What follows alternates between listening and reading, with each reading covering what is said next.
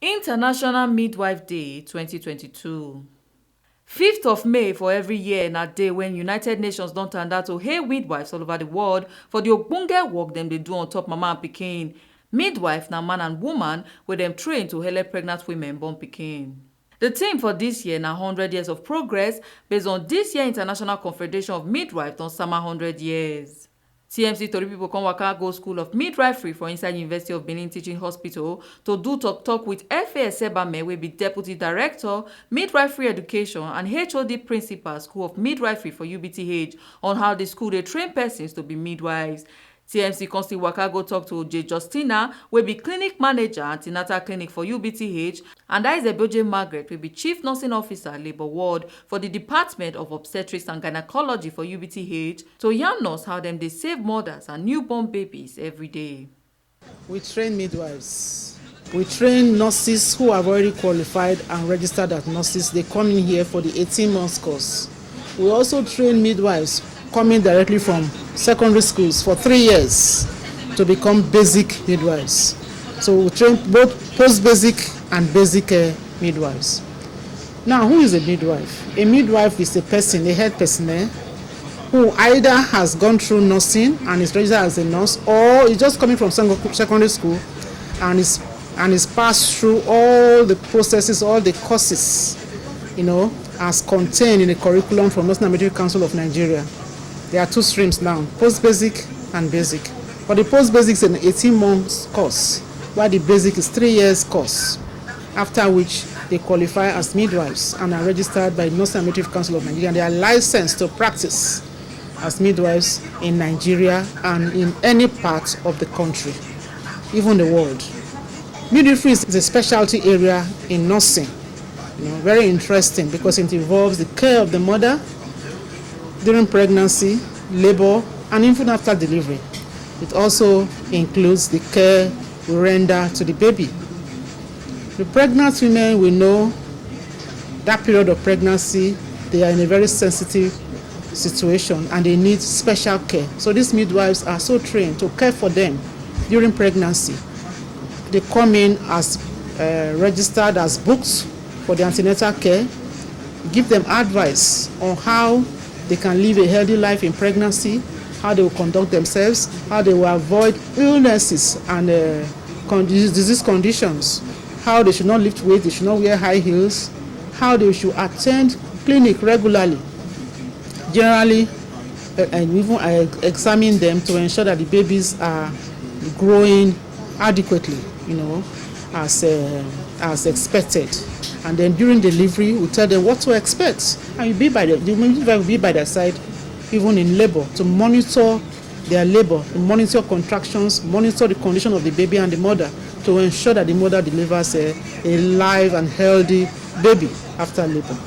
And even after delivery, the care continues, the care of the mother and care of the baby during the preparing, and then the newborn care also continues after delivery. So essentially, that's what we train midwives to do in our school here, in School of Midwifery. To become a midwife, the person has to go through secondary school, pass all the courses, the basic courses like the physics, chemistry, biology, maths, and English at credit levels, to come in as a basic midwife for the 3 years program. Then for the post-basic midwifery program, apart from having those qualifications I just mentioned, the person also has to be a registered nurse. When a woman is pregnant, she becomes very irritable at specific parts of the pregnancy. So she needs that extra care, that special handling by a woman also, especially by a woman. You have to calm them down, help to alleviate their anxieties, so that they'll be relaxed and they will cooperate with you. The midwife also has to ensure that she seeks the trust, and that the patient trusts her to the extent to divulge certain things that will enable her to care for the patient effectively, so that the patient, she will gain the trust of the patient. And then the midwife also has to be very patient, because in labor, especially in labor, women who are in labor, they are in pains. they are in difficulty. So they need that person, that midwife, who is very, empathetic and is there to alleviate their pains. Today we dey celebrate World Midwife Day. Midwife, they are special people. If we look the Bible, it's only the midwife na God build house for. And for the past years when I did antenatal clinic for UBTH, we find out that say pregnant women, they are very special people. Pregnant women, they carry a baby, some carry 2, some carry 3, some carry 1. And this baby, we don't know what they will become. So special care now we dey give them for antenatal clinic. We dey tell them the kind food where they go eat, where their baby go take grow, the kind food where they go eat, where they will get enough blood for body. And these people now, some they say, well, pregnant woman make them no eat chicken, make them no eat egg, make them no eat fish. Say all these things, if they eat their baby go too fat. No, now all these things we dey say make them eat, because now they really give them blood, and now this blood now go help their baby to grow well. Then some people they talk say midwives now wicked people, say especially for labor ward, say that they beat women. No midwife dey beat woman. For this UBTH and other places, they no dey beat woman. The only thing wey we dey do, we dey encourage them so that them and their baby go dey alive, especially when we enter the time wey baby wan come out, wey we dey call second stage of labour. Some women at that time, they go come tire, they go say they don tire or they no go fit. So the midwife go encourage them, he go pet them. Nobody dey beat person.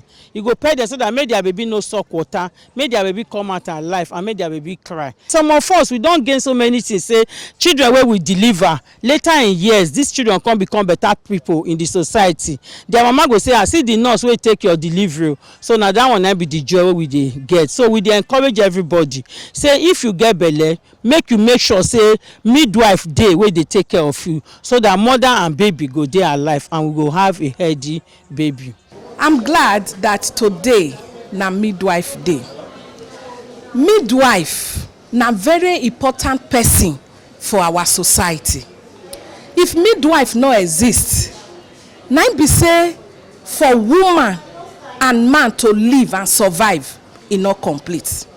Midwife mean say na this woman na stand for the pregnant woman, na stand for the man, the husband, when he follow him wife come labor room, make he come deliver him baby, make he come give birth to baby.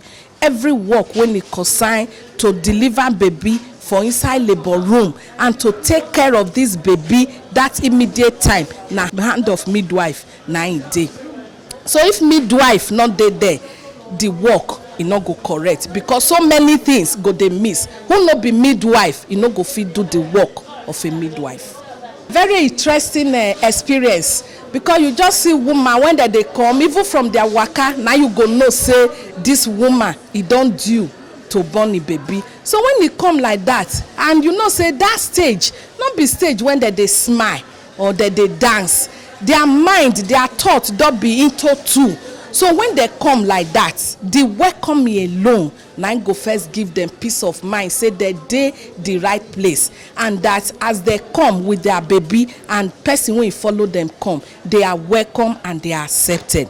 And the experience be say when they come like that with anxiety, they are anxious because they don't know, because labor you don't know as it go take end. But when they come, we welcome them, we tell them say they are in the right place, their mind go first come down. Then when they come enter labor, you no end there. You go still allow a husband come in, follow and talk. Anything when we do, we go still tell them, because if you no tell them, when you check them, e no go fit understand, e no go fit carry out your instruction when you tell am say do this and not do this. And at the end of the day, when baby don't come out, you see all the pain, all the tension, the anxiety, apprehension, everything go cease. The only thing that go first fit tell you be say, nurse, thank you. So the experience, it dey very, very challenging, and we dey happy, because for here, for UBTH, as our women they come, that they born, because God stand with us, and all of them they go with their baby, we smile with rejoicing, and that they appreciate us for the work. Ebo Sereme Obinome, TMC TV News.